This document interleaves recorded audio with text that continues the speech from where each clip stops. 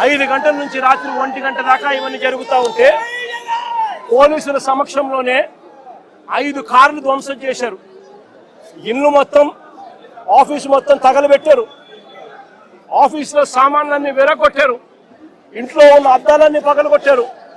ఇంట్లో ఆడోళ్ళు ఉండాలని కూడా చూడుకోకుండా ఏకంగా ఇంట్లోకి వచ్చే కార్యక్రమం చేశారు పోలీసుల సమక్షంలోనే.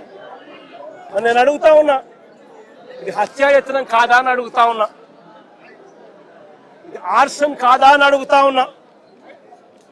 మరి పోలీసులు దగ్గరుండి ఈ కాన్స్పిరసీలో భాగం కాదా అని అడుగుతా ఉన్నాను. ఇదే పోలీసులు బాధ్యత వహించాల్సిన, ఇదే పోలీసులు బాధ్యత తీసుకొని ఉంటే ఈ మాదిరిగా జరిగి ఉండేది అని అడుగుతా ఉన్నా. ఇక్కడ నుంచి ఎంత దూరంలో ఉందండి డీజీపీ ఆఫీసు? ఇక్కడ నుంచి ఎంత దూరంలో ఉందండి ఎస్పీ ఆఫీసు? ఏకంగా గుంటూరు సిటీలో, గుంటూరు నగరంలో ఎస్పీ ఆఫీసు, ఎస్పీ ఇల్లు ఇక్కడ నుంచి కూతబేట దూరంలో ఉంది. ఎంతమంది డిఎస్పీ లేరు, ఎంతమంది సిఐ లేరు. డీజీపీ ఆఫీస్ ఇక్కడ మంగళగిరిలో ఉంది. ఇక్కడ నుంచి కూతబేట దూరంలో మంగళగిరి, అక్కడ బెటాలియన్ ఉంది.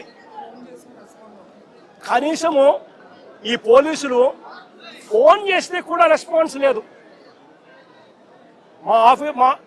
మా పార్టీ నుంచి బొత్స సత్యనారాయణ ఇలాంటి సీనియర్ నాయకులు, ఇంటెలిజెన్స్ డీజీకి,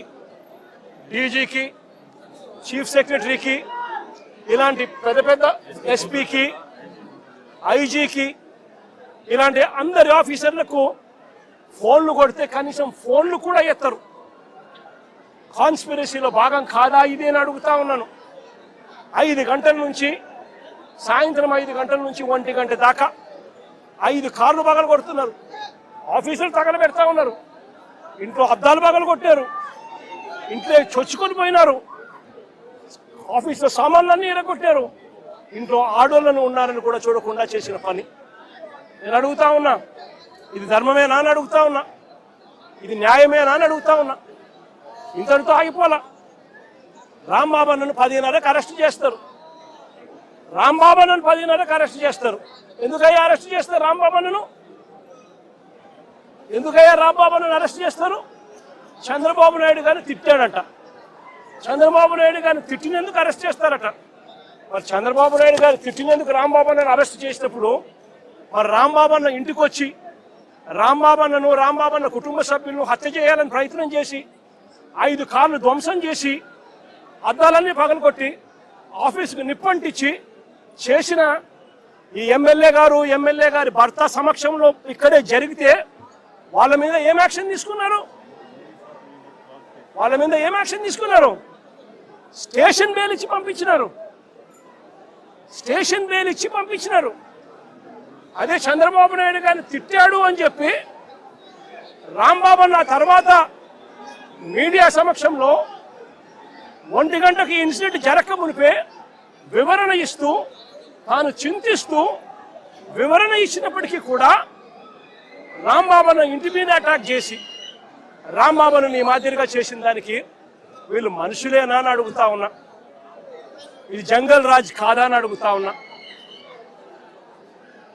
పక్కన జోగి రమేష్, మరుసటి రోజు జోగి రమేష్ ఇంట్లో పోలీసులు మళ్ళీ అక్కడే, పోలీసుల సమక్షంలోనే, అది కూడా అంతే. ఏకంగా పెట్రోల్ బాంబులు, అంటే పెట్రోల్ పోసిన బాటిళ్లలో, ఏకంగా బాటిళ్లలో పెట్రోల్ పోసుకొని ఆ బాటిళ్లను ఇంట్లోకి ఇసురుతా ఉంటారు. జోగి రమేష్ ఇంట్లో కూడా 2 గంటల నుంచి, మధ్యాహ్నం 2 గంటల నుంచి 5 గంటల దాకా దాదాపుగా 300-400 మంది అక్కడ ఒక చోట